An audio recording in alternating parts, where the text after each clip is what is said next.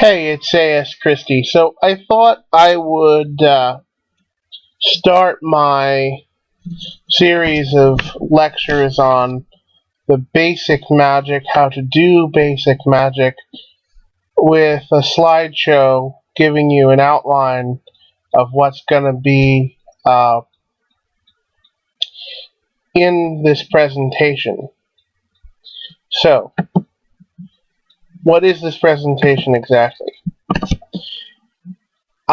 This is a tutorial that is going to show you how to go from not knowing anything about magic to being in a place where you can begin to develop the necessary skills to be an accomplished sorcerer. So this series of videos, which are going to be for free up on my YouTube channel, will show you everything you need to know. This is absolutely free, no gimmicks. I believe that this is a skill everyone should possess, and so I'm giving as much information as I can afford to out for free so that more people can use it. So, I thought I'd give you a brief overview of who I actually am. My name is A.S. Christie. I'm involved in mysticism and magic. I've been doing magic, studying the occult for about 10 years now, and I have a degree in philosophy from a major American university, Rutgers University, which has one of the world's best philosophy programs. And I am currently negotiating the publishing of my first occult book, The Blue Grimoire, which teaches blue sorcery. I'll explain what that is eventually. So, what am I going to show you here? Well, I've divided the basic principles into 7 sections. In basic meditation, which is exactly that, I'm going to walk you through several kinds of meditation. Why meditation, you ask? Isn't that for Buddhist monks, not sorcerers? Well, magic requires that you access the depth of your subconscious. So, the use of meditation is essential to control the conscious mind, to get the subconscious mind to the forefront to begin to do these sorts of things.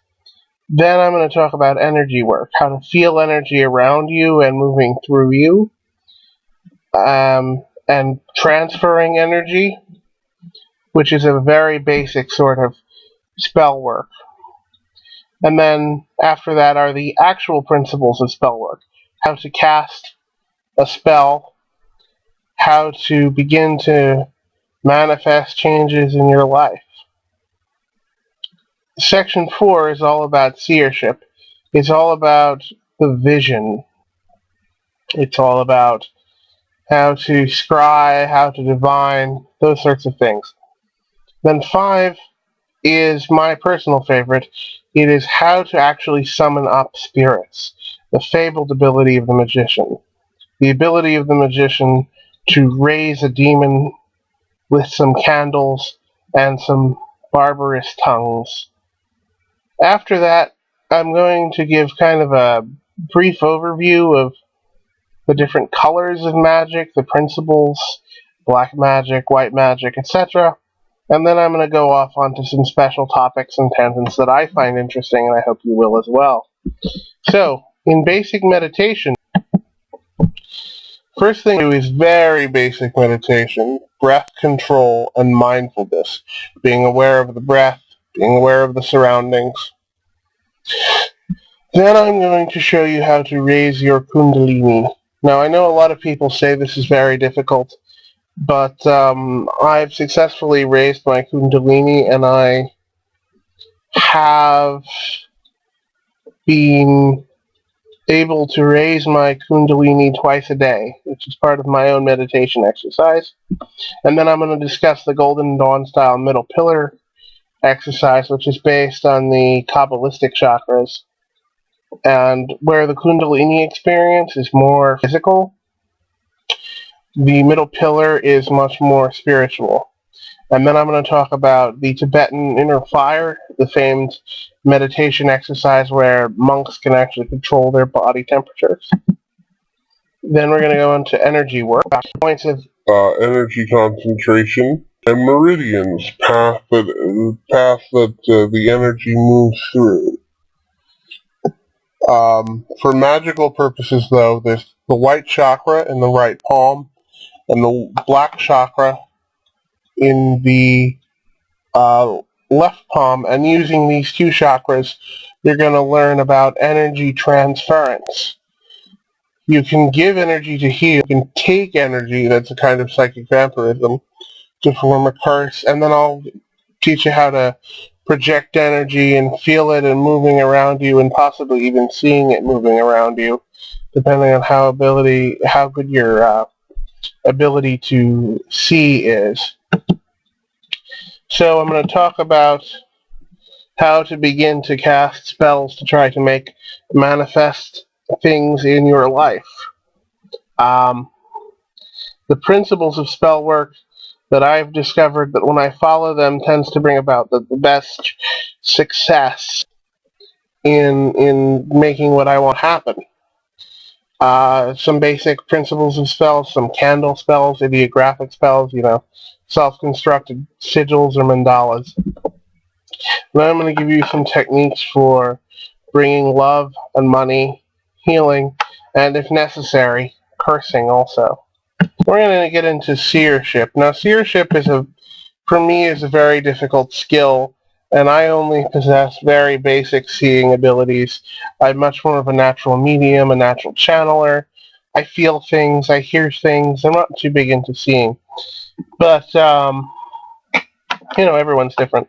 So this is going to teach you how to develop your intuition, and then some simple techniques of divination to begin to sort of trigger your deeper intuition, your subconscious intuition, your spiritual intuitions, using things like tarot cards, and then how to try to actually see into the world of spirits using scrying techniques. Sorry, I misspelled that. And then next, methods of externalizing your consciousness. So things like astral travel, lucid dreaming, etc. Then we get into the part that I am most fond of, the thing I enjoy the most in magic: how to summon a spirit, which is properly called evocation. And some people have tried to systematize evocation. I've usually explained it successfully in 4 steps. Of course, once your ability to see is very well honed, you will see the spirit standing in front of you.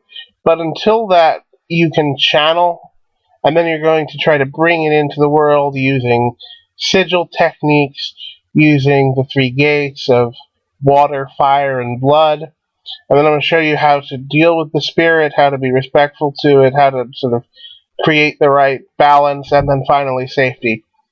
If you don't know what you're doing, summoning a demon couldn't be dangerous. That should be obvious.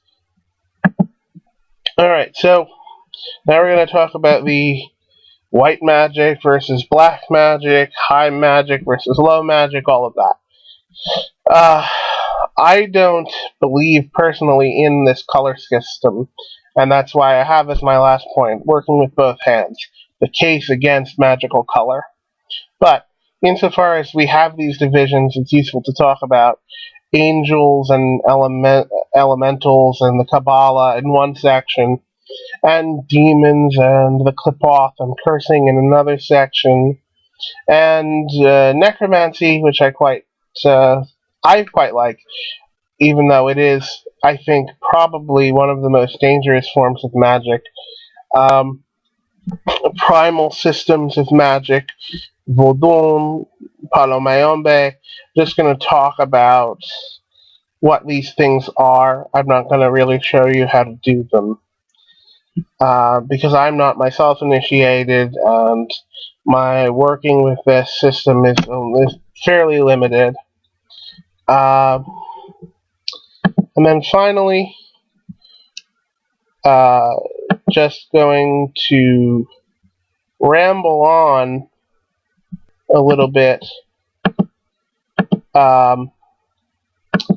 Special topics in Magic, fairy and sorcery, how to change your shape. Blue sorcery, the kind of sorcery that I wrote a book on, which is basically how to control specifically spirits of water, which can be dealt with in a way according to a common system. I'm going to show you how to manufacture egregores. An egregore is a spirit that's created through sheer force of will. It's a created spirit. I'm going to show you techniques for creating them. And then I'm going to conclude with some random thoughts on Magic. So, with that said, thank you, and stay subscribed to find future videos.